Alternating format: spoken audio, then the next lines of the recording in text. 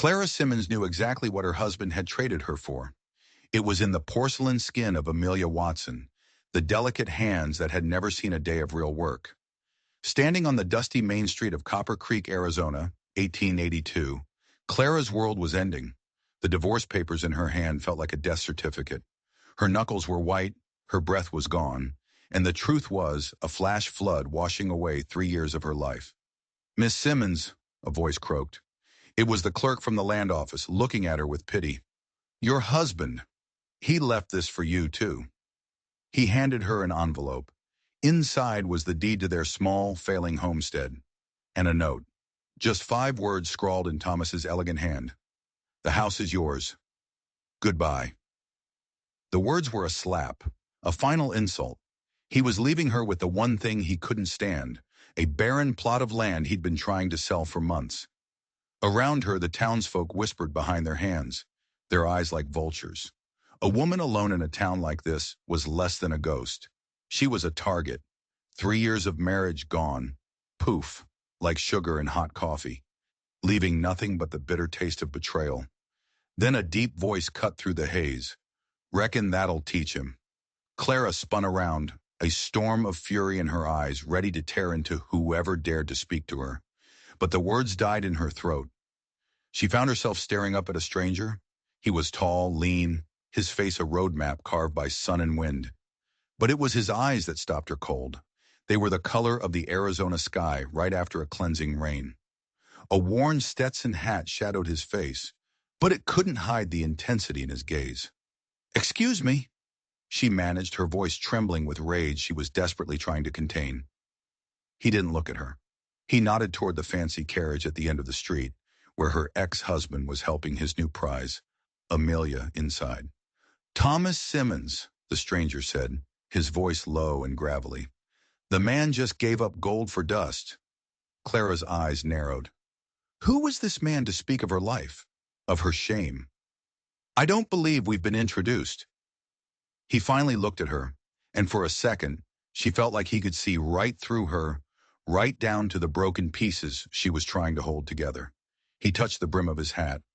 "Kieran Kane, just passing through." His gaze dropped to the deed in her hand, then back to her threadbare dress. "Seems you might be in need of some assistance, ma'am." Pride, sharp and hot, flared in her chest. "I need no man's help," she snapped, shoving the papers into her pocket. "Especially not a stranger's." A ghost of a smile touched Kieran Kane's lips. It wasn't mocking. It was appreciative. "Fair enough," he said. "But if you change your mind, I'll be at Wilson's boarding house for a few days."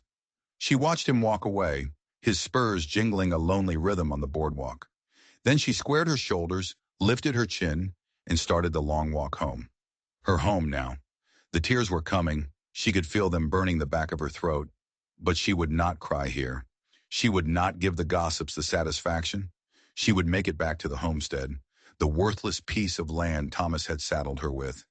She'd figure out what to do, but she had no idea what was waiting for her there. And she had no idea that Kieran Kane wasn't just passing through. He was in Copper Creek for a reason, and that reason was buried somewhere on her land. The half-mile walk felt like 100. Every step was a memory of Thomas, of his promises, his lies. The homestead wasn't much. A small cabin, a rickety barn, and 20 acres of sun-baked dirt that had broken more plows than it had grown crops. Thomas had cursed this land. He'd called it useless, a pile of rocks and dust. He'd been desperate to sell, desperate for the cash to start his new life with Amelia in Phoenix. Now she understood. Leaving her with the homestead wasn't a gesture of kindness. It was a final, cruel joke. He thought she'd sell it for pennies just to survive. As she got closer, a knot of dread tightened in her stomach. Something was wrong. There were fresh hoof prints in the dirt. Not hers, not Thomas's. And the cabin door. It was slightly ajar, swinging gently in the hot breeze. Her heart hammered against her ribs. She grabbed a rusty pitchfork leaning against the barn, its tines like crooked fingers. Holding it like a spear, she nudged the door open with her foot. The sight that greeted her stole the air from her lungs. The cabin had been ransacked. Drawers were yanked open, their contents strewn across the floor. The few possessions she treasured, her mother's locket, a small book of poetry, were trampled in the dirt. And the lockbox, the little metal box where they'd kept their savings, was pried open, empty. $60. Every cent they had saved for the brutal winter ahead. Gone. Thomas hadn't just left her. He'd gutted her life, taken everything of value, and left her with the husk. The pitchfork fell from her numb fingers and clattered on the floor. She sank to her knees, the fight finally draining out of her.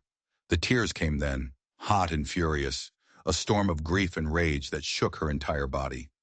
"Damn you, Thomas," she whispered to the empty, violated room. "Damn you to hell." She spent the night putting the pieces of her life back together, literally and figuratively. By sunrise, the grief had hardened into something else, something solid and unyielding. Resolve. Thomas expected her to break. He expected her to sell this land and crawl away in shame. She would not. This was her land now, her home. She would make it thrive, or she would die trying. She would make him regret the day he ever thought she was weak. But first she needed money. Money for food, for supplies, for seeds. There was only one option. She had to find work in town. The next morning, Clara put on her best skirt, mended and clean, pinned her honey-brown hair into a tight, severe bun, and walked back into Copper Creek. She was no longer a wife. She was a survivor. She tried the seamstress first. No work. The hotel owner took one look at her, a freshly divorced woman, and practically shooed her out the door. Despair began to creep in, cold and sharp. Her last hope was the Silver Dollar Saloon. It wasn't respectable, but it was work. Serving drinks to dusty cowboys might be her only way to eat. As she steeled herself to push through the saloon's swinging doors, a figure stepped out of the boarding house next door, nearly colliding with her. It was Kieran Kane. "Miss Simmons," he said, his hands gently steadying her by the elbows. His touch was firm, respectful. "Heading somewhere with purpose, I see." She pulled away, her pride still raw. "Mr. Kane, I'm seeking employment." His sky-blue eyes glanced at the saloon doors, then back at her determined face. A flicker of something, pity, concern, crossed his features. "At the Silver Dollar?" "It's not your concern where I work," she said, her voice stiff. "No, ma'am, it's not," he agreed easily. "But before you go in there, you might want to know that Philip Davis is hiring a school teacher. The town's growing. They need one." Hope, sudden and bright, shot through her. Before marrying Thomas, she'd been a teacher's assistant back in Ohio. It was a life she had loved. "Where would I find Mr. Davis?" "Town council office, end of the street," he said, then added, "Tell him Kane sent you." He tipped his hat and walked away, leaving her standing on the boardwalk, stunned. Why would this stranger help her? What did he care? She hesitated for only a moment. Then she turned her back on the saloon and walked toward the town council office. 20 minutes later, she walked out with a job. The pay was modest, but it was enough. It was a start. It was a lifeline. As she walked back towards her homestead, a new sense of purpose filling her, she couldn't shake a nagging question. Kieran Kane. He said he was just passing through, but he knew the town councilman. He knew they needed a teacher. He had pointed her away from the saloon and toward the one job in town she was perfectly suited for. It felt less like a coincidence and more like a calculated move. But why? What did Kieran Kane really want? Weeks turned into a month. Clara settled into a new rhythm. Mornings and afternoons were for her dozen students, their bright faces a welcome distraction. Evenings and weekends were for the land. She worked until her muscles screamed and her hands were raw, clearing rocks from the soil, digging irrigation ditches by hand, fighting for every inch of progress. The work was brutal, but it was hers. She saw Kieran Kane in town sometimes. He'd found work at the Barton Ranch, one of the biggest outfits in the territory. He'd be driving cattle or hauling supplies, and he'd always tip his hat with a quiet nod. He never approached her, never intruded, and Clara was grateful. Her humiliation was still too fresh, her heart still a fortress of stone and ice. One Saturday in late September, she was on a rickety barrel trying to patch a leak in her cabin roof, when the sound of hoofbeats made her look up. It was Kieran, riding toward her homestead. He wasn't alone. He was leading a pack horse loaded with fresh lumber and shingles. Afternoon, Miss Simmons, he called out, swinging down from his horse with an easy grace that spoke of a life spent in the saddle. Thought you might need some help with that roof before the autumn rain set in. Clara climbed down, her back stiff with pride. Mr. Kane, I appreciate the thought, but I didn't ask for your assistance. No, you didn't, he said, completely unfazed, as he started unloading the lumber. Consider it a neighborly concern. That patch you're working on won't hold through one good storm. I can't pay you, she said flatly. The words tasted like ash in her mouth. Didn't ask for payment. He squinted up at the roof. But I wouldn't say no to a cup of water. It's been a long ride.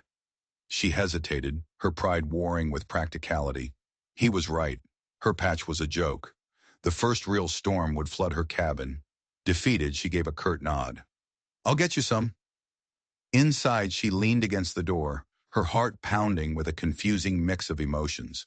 Annoyance, gratitude, suspicion. Why was he doing this?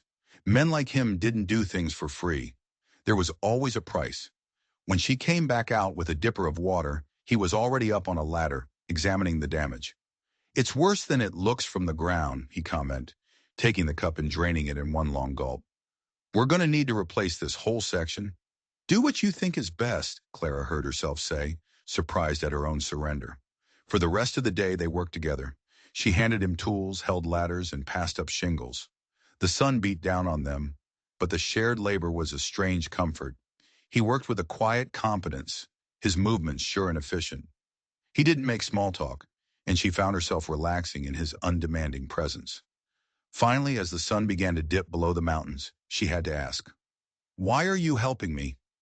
He stopped hammering and looked down at her, his expression serious. He thought for a moment before answering. "My sister," he said, his voice softer now. Her husband left her 3 years back, 3 young ones to raise on her own. It was hard, real hard. He shrugged as if embarrassed by the admission.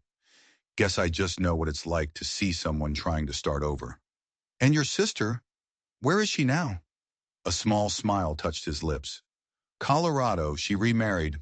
A good man, a blacksmith, treats her kids like his own. He looked at Clara, his eyes holding hers. Sometimes things work out better the second time around. Clara looked away, the wall around her heart snapping back into place. I'm not interested in a second time, Mr. Kane. Didn't suggest you were, he said gently. He stood up and dusted off his jeans. Come on, let's finish this roof before we lose the light. By nightfall, the roof was not only repaired, it was stronger than it had ever been. He'd even taken the time to fix the sagging steps on her front porch. As he packed up his tools ready to leave, Clara did something that surprised even herself. Stay for supper, she offered. The words just came out. It's not much, just beans and cornbread. He looked at her, and for a moment, she saw a flicker of something in his eyes. Surprise and maybe something else. Something warmer. I'd like that, Clara, he said, using her first name for the first time. The meal was quiet, but not awkward. They talked about the town, about the coming winter. Then he looked at her across the small firelit table. This land, he said, his voice casual, but his eyes sharp. Thomas always complained about it.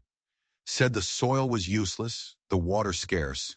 It's hard, Clara admitted, but I'll make it work. He leaned forward slightly. Did he ever tell you why he bought it in the first place? It's an odd plot, tucked away back here, not prime land by any stretch. Clara frowned. It was a good question.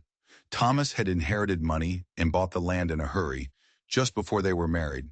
He'd always been vague about it. He said it was an investment, that the railroad might come through nearby. Kieran swirled the coffee in his cup, his gaze distant. The railroad's not coming this way. Everyone knows that. He looked up at her, his eyes seeming to search her face. There are old stories about this area, Apache stories. A chill that had nothing to do with the night air crept down Clara's spine. What kind of stories? Stories about why the ground here is so hard to plow, he said slowly. Stories about what might be buried underneath it. He stood up to leave, his sudden movement breaking the strange spell. Thank you for the supper, Clara. It was the best I've had in a long time. He walked to the door, then paused, his hand on the latch. "You be careful out here alone," he said, his back still to her. "This land, it holds more than just bad memories." And then he was gone, leaving Clara alone in her small, secure cabin, with a brand new roof over her head and a chilling new question in her mind. What was buried under her land? And how did a stranger who was just passing through know anything about it? Kieran's warning echoed in Clara's mind for days. This land holds more than just bad memories. What did it mean? She tried to dismiss it as frontier superstition, but it had unsettled her. She started looking at her property differently. The rocky soil, the stubborn patches where nothing would grow. Was it just poor land, or was there another reason? The weeks rolled on, and the pattern continued. Every Saturday, like clockwork, Kieran would ride out to her homestead. He never asked, he just showed up, ready to work. Together they repaired fences, cleared rocks from a field she hoped to plant in the spring, and dug a second basin to catch the precious rainwater. With 2 sets of hands, the backbreaking labor became manageable. And with his quiet company, her crushing loneliness began to recede. He told her stories of cattle drives in Texas, of mining for silver in Colorado. He made her laugh, something she hadn't done in months. And he listened, truly listened, when she spoke of her dreams for the homestead. He never judged, never pitied. He just understood. The wall around her heart, once an impenetrable fortress, was starting to show cracks. She found herself looking forward to Saturdays, to the sound of his horse approaching, to the easy comfort of his presence. She was careful not to name the feeling growing inside her, but it was there, warm and dangerous. As November brought a chill to the air, her worries shifted to the coming winter. Her teacher's salary was enough for basics, but the homestead was isolated. A bad storm could leave her trapped for days. One crisp Saturday, Kieran arrived with his usual tools and something else. A gentle-faced Jersey cow, tethered behind his horse. "What's this?" Clara asked, her eyes wide. "Her name's Daisy," Kieran said with a grin, leading the cow toward the small barn. "Barton's selling off some of his stock before winter. Thought you could use her." Clara's pride bristled immediately. "Kieran, I can't accept such a gift. A cow. It's too much." "It's not a gift," he said, his tone firm but kind. He secured the cow in a makeshift stall. "It's an investment. In you. In this place. You'll have fresh milk all winter, maybe a calf come spring. You can pay me back when you're on your feet." She looked from the beautiful, gentle cow to Kieran's honest face. Daisy represented security, survival. Tears pricked her eyes, but this time they were tears of gratitude. "Thank you," she whispered. It felt inadequate for what he was offering. "No need to thank me." His eyes held hers for a moment, and the air between them crackled with unspoken words. Then his expression grew serious. "Clara, there's something else. There's a storm coming, a bad one. The old-timers are saying it's the worst they've seen in a decade." He gestured to the darkening clouds on the horizon. "You should consider staying in town at the boarding house until it passes." "I'll be fine here," she insisted stubbornly. "The roof is solid thanks to you. I have firewood and supplies." He looked doubtful but didn't argue. Instead, he spent the next hour helping her prepare, stacking extra firewood by the door, securing the barn, and checking for drafts in the cabin walls. As dusk fell, the wind began to howl, and the first icy drops of rain began to fall. "Storm's coming in faster than I thought," Kieran said, his brow furrowed with worry as he looked at the angry sky. "I can't leave you out here alone in this. It's not safe." "And you can't ride back to town either," Clara countered, shouting to be heard over the rising gale. "You'll be killed." He looked torn, clearly weighing her safety against her reputation. "I'll sleep in the barn," he finally decided. "Don't be ridiculous," she scoffed. "You'll freeze to death. The cabin is small, but it's warm. You can take a pallet by the fire." The storm hit with a terrifying fury. Wind shrieked like a banshee, and rain hammered against the new roof in solid sheets. Inside the small cabin, however, it was warm and safe. A fire crackled in the hearth, casting flickering shadows on the walls. It was a tiny island of calm in a world of chaos. After a simple meal of stew, an awkward silence fell between them. The cabin felt impossibly small. Clara was intensely aware of him, of his size, of his quiet presence filling the space. He made a bedroll for himself on the floor by the fire, and she retreated behind the curtain that served as her bedroom door. She changed into her nightgown, her hands trembling slightly. This was highly improper. If anyone in town found out, her reputation, the fragile respectability she'd fought so hard for, would be ruined. But when she peeked out from behind the curtain, she saw him sitting by the fire, cleaning his saddle leather, his back to her, giving her privacy. A wave of gratitude washed over her. "Thank you," she said quietly, "for respecting everything." He looked over his shoulder, his face serious in the firelight. "Your trust means something to me, Clara. I wouldn't do anything to risk it." The simple honesty of his words disarmed her. For the first time since Thomas had left, she felt safe, truly safe. They talked late into the night, the roar of the storm a constant backdrop. She found herself telling him things she'd never told anyone. About her disappointment in her marriage, her fear of failing on the homestead, her desperate need to prove that she was more than just Thomas Simmons's abandoned wife. "Thomas always said I was too independent," she admitted, staring into the flames. "That I had too many opinions for a woman." Kieran's voice was low and steady from across the room. Maybe he was just a man who was threatened by strength. He paused. "That land, Clara.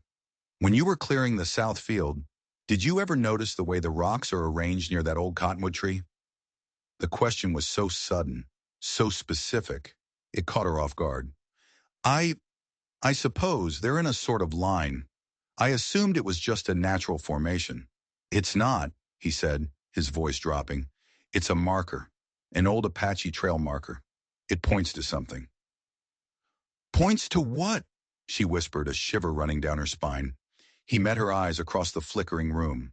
"I'm not sure, but Thomas knew. I saw him out here, months before he left you, with a shovel and old maps. He was digging. He was looking for something." The storm outside raged, but a different kind of storm was breaking inside Clara. Thomas hadn't just abandoned her with a worthless piece of land. He had abandoned her on a piece of land that held a secret he had been trying to unearth, a secret that Kieran Kane, the mysterious stranger, seemed to know all about. The storm trapped them in the cabin for 2 full days. 2 days of forced intimacy, of shared meals and long conversations. The revelation about Thomas and his secret digging had changed everything. Clara looked at Kieran with new eyes, a mix of trust and suspicion. He was her protector, her friend, but he was also a man holding secrets of his own. How did he know Thomas had been digging? How did he know about the Apache markers? He was evasive when she pressed him. He claimed he'd seen Thomas from a distance while scouting for the Barton Ranch. He said the trail markers were common knowledge to anyone who'd spent time in the territory. His answers were plausible, but they felt incomplete. A piece of the puzzle was missing. When the storm finally broke, the world outside was scrubbed clean and silent, draped in a thin blanket of snow. The air was crisp and cold. As Kieran prepared his horse to leave, an unfamiliar reluctance settled over Clara. The cabin felt too quiet, too empty without him. "I'll be back on Saturday," he said, his hand on the saddle horn, "to check on you." "I'd like that," she admitted, her voice barely a whisper. Winter descended on Copper Creek. Kieran's Saturday visits became the anchor of her week. He brought supplies from town, news, and a companionship that thawed the lingering chill of her loneliness. They worked side by side, preparing the homestead for the spring, their friendship deepening into something more potent, more dangerous. A feeling she was still too afraid to name. Just before Christmas, news trickled back to town. Thomas and Amelia were in Phoenix. He'd gotten a high-paying job with a bank. They were living in luxury. The news should have hurt, but Clara was surprised to find she felt nothing. Only a vague sense of pity for Amelia. Her world was no longer defined by Thomas Simmons. It was defined by the 20 acres of land she was taming and the quiet, steady presence of the man who was helping her. The town's Christmas dance was the first time they stepped out as something more than just friends.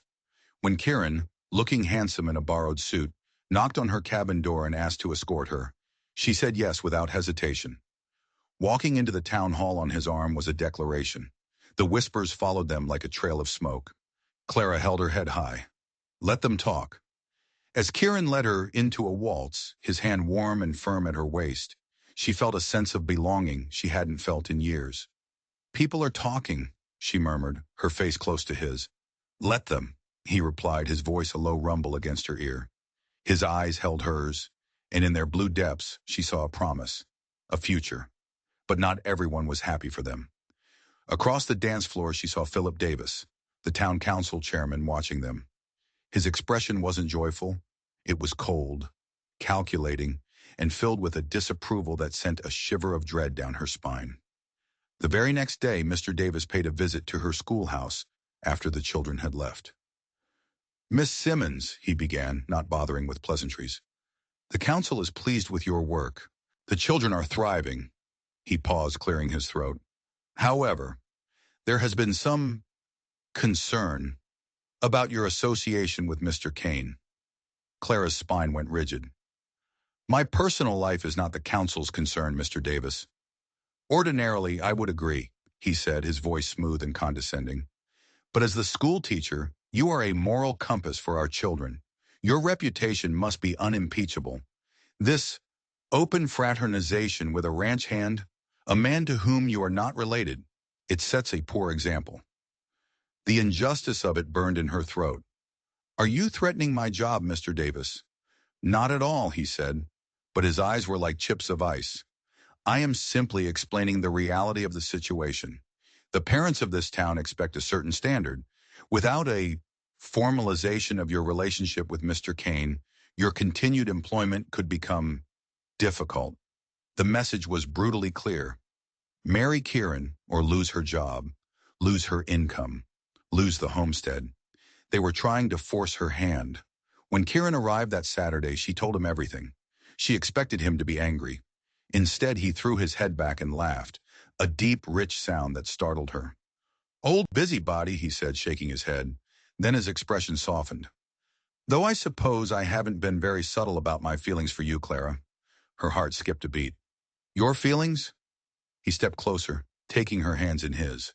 They were calloused and strong, but his touch was gentle. "Clara, I think you know I care for you, more than just as a friend. I've been falling in love with you since the first day I saw you, standing in the street, refusing to let that coward break you." The words she'd been so afraid of were suddenly the most beautiful she had ever heard. "I care for you too, Kieran," she confessed, her voice thick with emotion. "Then the solution is simple," he said, his eyes shining. "No," she said, pulling her hands away. "I will not be forced into a marriage to satisfy a group of gossips. I did that once, married for propriety and convenience. I won't do it again. Not even with you." His smile didn't falter. It was filled with a deep, unwavering respect. "I wouldn't want you to," he said softly. "When and if you marry me, it will be on your terms, not theirs." He paused and a shadow crossed his face. "But you need to understand, Clara. Davis's concern isn't just about propriety. He and Thomas were business partners before you, and Thomas were even married. They bought this land together." Clara stared at him, her mind reeling. "What?" "Thomas told me he bought it with an inheritance." "He lied," Kieran said, his voice grim. "This wasn't just Thomas's investment. It was Davis's too. And when Thomas left, he didn't just leave you the land. He left Davis holding the bag on a failed investment. Davis wants you off this land so he can sell it and recoup his losses." It all clicked into place. The pressure, the threats. It wasn't about her reputation. It was about money. It was about greed. And it was about the secret buried beneath her feet. "So Thomas isn't in Phoenix living in luxury?" she asked, a sick feeling growing in her stomach. Kieran shook his head. "My boss, Mr. Barton, has contacts in Phoenix. He checked for me. The bank Thomas claimed to work for has never heard of him. No one has seen him or Amelia." "So where is he?" Kieran's jaw tightened. "I don't know, but I have a feeling we're going to find out soon." January snows blanketed the homestead, isolating Clara and deepening her sense of unease. The knowledge that Philip Davis was actively working against her, that he had a financial stake in her failure, cast a long shadow over the town. Every polite nod felt like a veiled threat. Every whispered conversation a potential conspiracy. Kieran was her only anchor in a sea of uncertainty. His visits became more frequent, his concern for her safety palpable. He brought supplies, chopped firewood until the stack was taller than he was, and spent hours just talking with her by the fire, his quiet presence a bulwark against her fear. During one particularly harsh blizzard, he was stranded at the homestead for 3 days. The impropriety of it barely registered anymore. His presence was a necessity. On the third night, as they sat in comfortable silence, Clara found the courage to ask the question that had been haunting her. "Kieran," she began, her voice soft, "how did you really know Thomas was digging here? And about the markers? The truth?" He stared into the fire for a long time, the flames dancing in his eyes. When he finally spoke, his voice was heavy with old pain. "The sister I told you about, the one in Colorado whose husband left her?" He looked at her, his expression raw. "I lied. There is no sister." Clara's heart went cold. "Then who?" "It was my wife," he said, the words barely a whisper. "Her name was Elena, and she didn't remarry. She's dead." The confession hung in the small cabin, more powerful than the raging storm outside. He told her the story then, a torrent of grief and anger he had held inside for years. He and Elena had been homesteaders in Colorado. Their neighbor was a charming, ambitious man who became their friend, a man named Thomas Simmons. Thomas had convinced Kieran to invest their life savings in a guaranteed mining venture. It was a scam. They lost everything. Broken and ashamed, Kieran had left to find work, to try and earn the money back, promising to send for Elena and their young son as soon as he could. But he never saw them again. While he was gone, a fire had swept through their homestead. Elena and the boy had perished. The official report called it an accident. Kieran never believed it. He suspected Thomas had set the fire to cover his tracks, to silence the woman who knew he was a fraud. But he could never prove it. Thomas disappeared. For 3 years, Kieran had drifted, working as a ranch hand, a miner, his heart a hollowed-out cavern of grief. But he never stopped looking for Thomas, and a few months ago, a friend had sent word. Thomas Simmons had married a woman in Arizona and settled on a strange, isolated piece of land. Land that, according to old maps and rumors, held a secret. "The secret isn't gold," Kieran said, his voice thick with a rage that had simmered for years. "Not exactly. The stories say there's a lost Apache silver mine on this land, a small but incredibly pure vein. Thomas was never a homesteader. He's a treasure hunter, a thief. He married you, Clara, for this land. He thought he could find the silver, take it, and move on. But he didn't find it," Clara whispered, horrified. "So he left, and he took our $60. "He's a coward," Kieran spat. "He likely got spooked or ran out of money for his search. But he wouldn't just give up. Not Thomas." He finally looked at her, and she saw the terrible truth in his eyes. "He's not in Phoenix, Clara. He's out there, somewhere close, waiting. He and Davis think they can scare you off this land. And once you're gone, they can come back and tear this place apart until they find what they're looking for." Clara felt the floor drop out from under her. Her entire marriage had been a lie. She wasn't a failed wife. She was a pawn in a treasure hunt. Thomas hadn't abandoned her out of cruelty. He had abandoned her because she was in his way. This changed everything. This wasn't just her home anymore. It was a battleground. And Thomas wasn't just a faithless ex-husband. He was a monster. "He took my wife from me," Kieran said, his voice breaking. "He's not going to take this from you." He reached across the small space between them and took her hand. His grip was a lifeline. "I didn't plan on this," he gestured between them. "I came here for revenge. But then I met you, and I saw in you the same strength Elena had, the same refusal to be broken." He looked at her, his soul bared. "I want to protect you, Clara, but I also want to build a life with you when this is over." Before she could answer, a loud banging on the cabin door made them both jump. It wasn't the wind. It was a fist, hard and insistent. Kieran was on his feet in an instant, pulling a revolver from his coat. He motioned for Clara to stay back, away from the door. He crept to the window, peering through a small crack in the shutter. "Who is it?" Clara mouthed, her heart pounding. Kieran's face was a grim mask in the firelight. He turned back to her, his eyes blazing with a cold fury she had never seen before. "It's him," he whispered. "It's Thomas." The world seemed to shrink to the four walls of the cabin. Outside, the storm raged. Inside, a different storm was about to break. Thomas was here. Now. In the middle of a blizzard. "Don't open it," Kieran breathed, his gun held steady at his side. "Clara!" Thomas's voice, thin and reedy against the wind, was barely audible. "Clara, I know you're in there. I need help. My horse went lame." It was a lie. It had to be. Thomas wouldn't be caught out in a storm like this by accident. This was a plan. "What do we do?" Clara whispered, her eyes wide with fear. "We wait," Kieran said, his gaze fixed on the door. "He'll go away." But he didn't. The banging continued, more frantic now. "Clara, for God's sake, I'll freeze out here. Let me in." Clara looked at Kieran. His face was set like stone. This was the man who had destroyed his life, the man he believed was a murderer. Leaving him outside to freeze was a tempting form of justice. But Clara couldn't do it. She couldn't be that person. "We can't just let him die," she said, her voice shaking. Kieran's eyes met hers, and he saw the conflict, the inherent goodness in her that wouldn't let her condemn even her worst enemy. He gave a sharp, frustrated sigh. "All right," he said, his voice tight.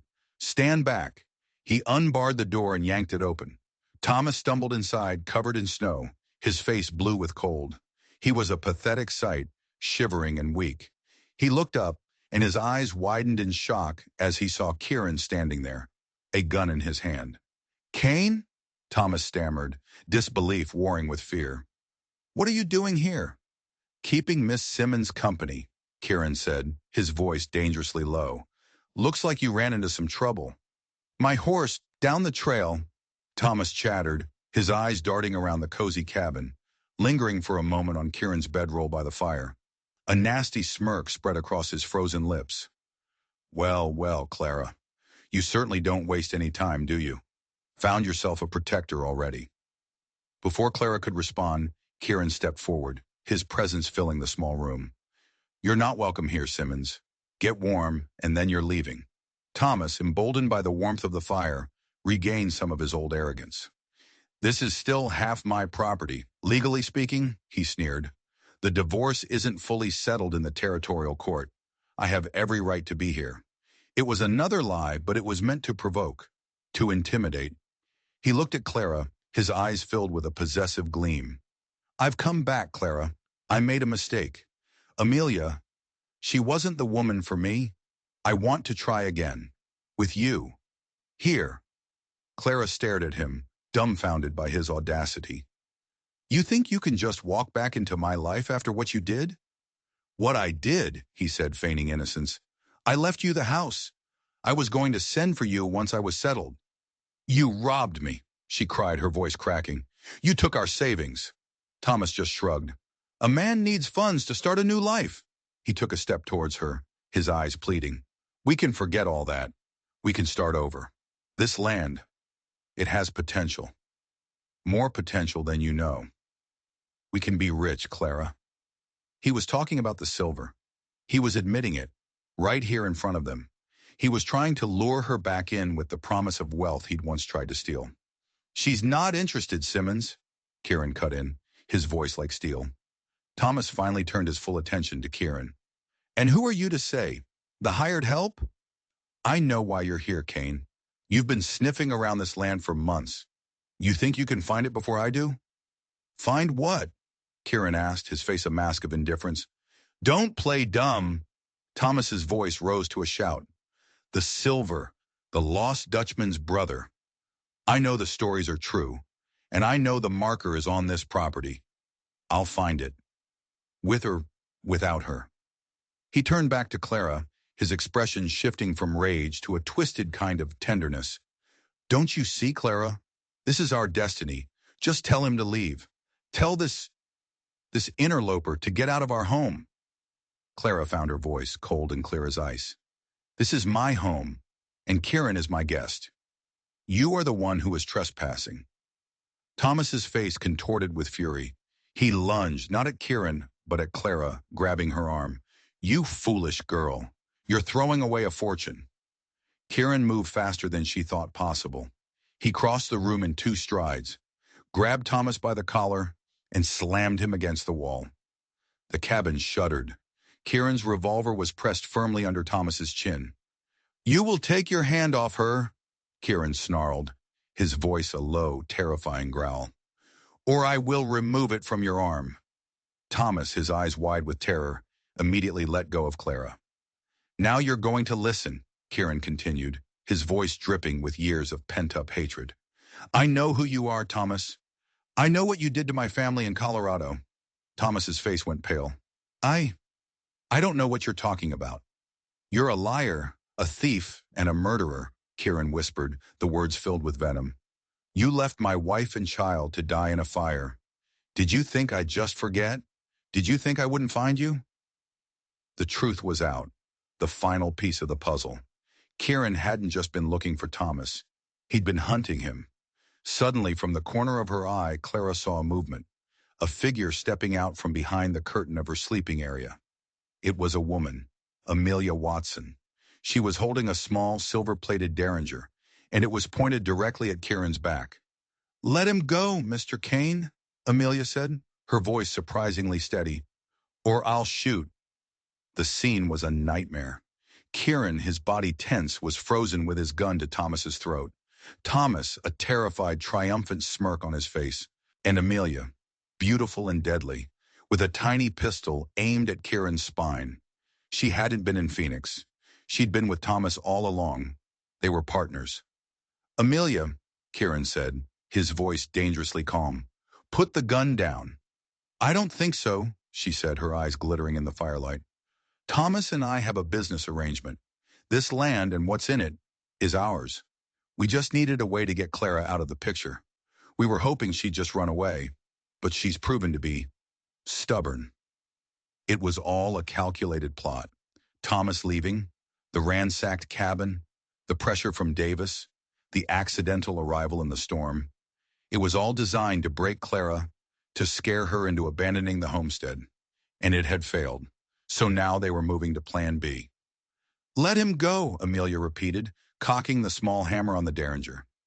The click was unnervingly loud in the silent cabin. Slowly, Kieran lowered his revolver. He released Thomas and stepped back, his eyes never leaving Amelia, his body positioned slightly in front of Clara's, shielding her. Thomas staggered away, rubbing his throat and glaring at Kieran with pure hatred. You should have killed me when you had the chance, Kane. Now you're going to watch as I take everything from you. Again. He turned to Clara, his smile predatory. And you, my dear, you're going to sign the deed to this land over to me. A clean transfer. Then you and your cowboy friend are going to disappear. I suggest you ride north and don't look back. And if I refuse? Clara asked, her voice trembling but defiant. Thomas's smile vanished. Then Mr. Kane has an unfortunate accident, and you have one too. The storm will cover everything, a tragic story. The lonely school teacher and the heroic ranch hand, trapped in a blizzard, a cabin fire. No one will ever know. This was his plan all along. This was what he had done to Elena. Fire. You're insane, Clara breathed. I'm practical, Thomas corrected. Now where are the papers? They were trapped, utterly and completely. Thomas was a monster, Amelia his accomplice, and they held all the cards. But as Thomas rummaged through her writing desk, looking for the deed in a pen, Clara's eyes met Kieran's. He gave her the slightest, almost imperceptible shake of his head. Wait, his eyes said. Not yet. Clara didn't understand. What were they waiting for? What could possibly save them now? Thomas found the deed. Here we are, he said triumphantly. He smoothed it out on the table and held a pen out to Clara. Sign it. Clara looked at the paper, the symbol of her independence, the home she had fought so hard for, and she thought of Kieran, of the life he had lost, of the life they could have together. And a cold, hard fury rose up inside her, eclipsing her fear. She would not sign.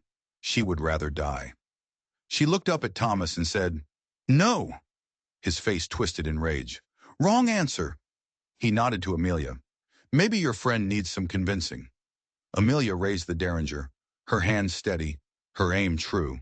She was pointing it at Kieran's heart. Time seemed to slow down. Clara could hear the crackle of the fire, the howl of the wind, the frantic beat of her own heart. And then another sound, a loud splintering crash as the cabin door was kicked open from the outside. Two men burst into the room, rifles raised. One was James Barton, the owner of the ranch where Kieran worked, a formidable man with a grizzled beard and iron-gray hair. The other was the town sheriff. "Drop it, Simmons!" the sheriff yelled, his rifle leveled at Thomas's chest. Amelia screamed and fired the derringer wildly. The shot went wide, shattering a tin cup on the mantelpiece. In the next second, Barton was across the room, wrenching the pistol from her hand as if she were a child. Thomas stood frozen, his face a mask of disbelief and fury. The pen indeed fell from his limp fingers. He was trapped. Clara stared, bewildered. How? How did they know? She looked at Kieran.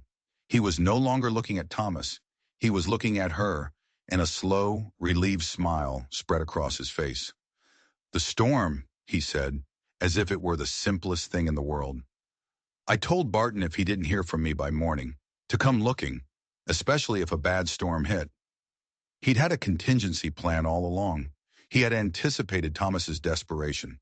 He had protected her, even before the threat arrived. The sheriff clapped Thomas in irons, his face grim.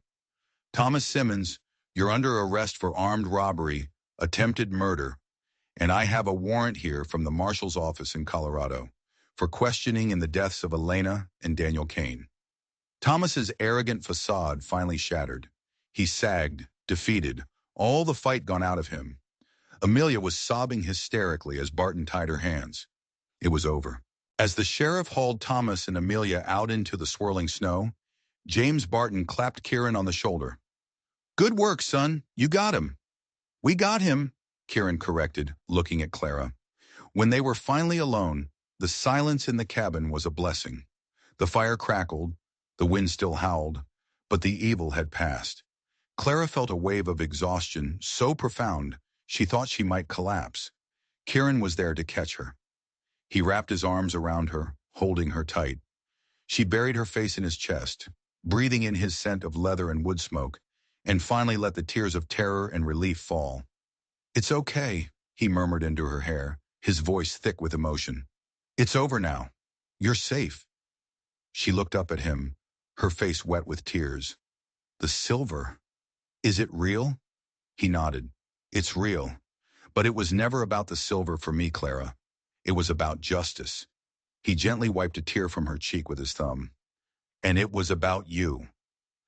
He leaned down and kissed her. It wasn't a kiss of passion, but of profound, bone-deep relief. It was a promise of a new beginning, a life free from the ghosts of the past. But the story wasn't quite over.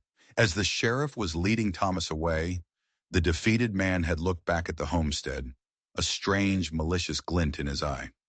"It doesn't matter," he'd spat. "You'll never find it. That land is cursed. You'll see."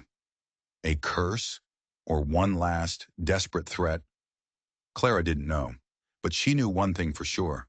Whatever secret the land still held, she and Kieran would face it together. In the aftermath, Copper Creek was buzzing. The story of the school teacher, the heroic ranch hand, and the dramatic capture of a wanted murderer spread like wildfire. Thomas and Amelia were taken to the territorial prison to await trial. Philip Davis, implicated as a co-conspirator, was stripped of his position on the town council and became a local pariah, his reputation ruined. Clara, once the subject of gossip and pity, was now a hero.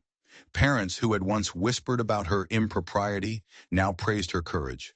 She had faced down a monster and won. But the victory felt hollow. The homestead, once her sanctuary, now felt tainted by the violence and betrayal that had occurred within its walls. And Thomas's final words haunted her. "That land is cursed." "He was just trying to scare you," Kieran said one evening as they sat on the porch, watching the sunset paint the sky in hues of orange and purple. "Was he?" Clara asked, pulling her shawl tighter. This land, it's been nothing but trouble. For you, for me. Maybe he was right. Maybe we should just sell it. Leave this place behind." Kieran was silent for a long moment. "Before we decide that," he said slowly, "there's one last thing we need to do. We need to find it.